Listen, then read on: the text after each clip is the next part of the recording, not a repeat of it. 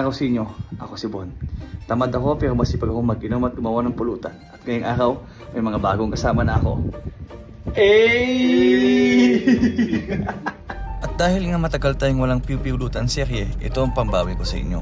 Magluluto tayo ng habit, kalderetang habit, and sinampalukan. Pero yung sinampalukan natin may twist, iba ang ating gagamitin. Kaya ito, samahan nyo ako sa paggawa ng ating piw-piwlutan serye. Piw-piw-piw-piw-piw! Siyempre, bayanihan tayo dito, tulong-tulong, kanya-kanya tayong istasyon. Gaya nga dito, mayroong mga nagkakatay ng pato at may naghihiwa ng sibuyas, bawang at luya.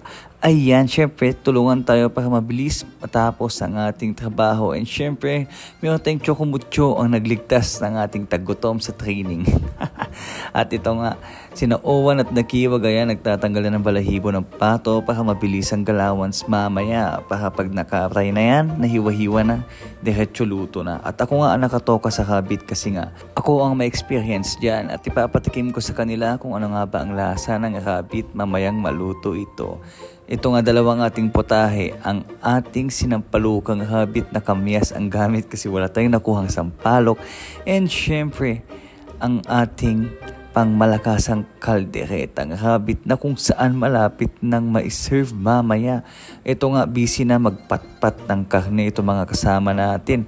Yan, napakadami nilang kinatay, mga 3 at tamang video lang din ako.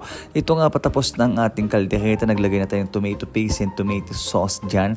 Alam nyo na yan, hindi ko na video yung the whole process. Wow, English ba?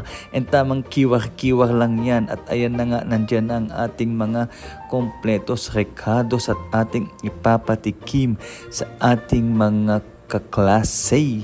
First time nga nila makatikim ng karne ng habit, kaya ako ay kinakabahan baka di nila magustuhan, pero all goods in the hood naman, nagustuhan naman nila, masarap daw, lasang manok na baboy daw. Kaya yun nga sabi ko, it's a mixture of chicken meat and pig meat. Wow, English ulit. At pinatikim ko na nga rin ang sinampalukan. At wow, sarap na sarap sila sa sabaw. At sila ay napapawaw. O diba, nag-wordplay pa. Ayan si Danog.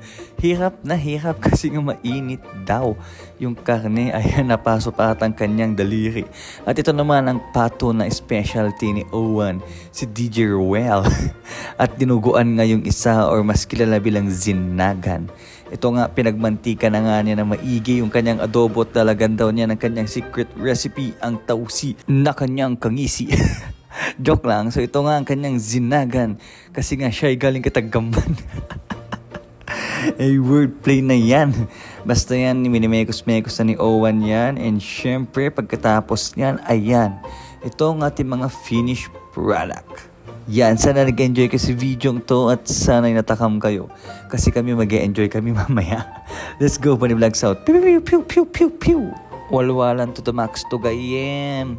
Siyempre, ay!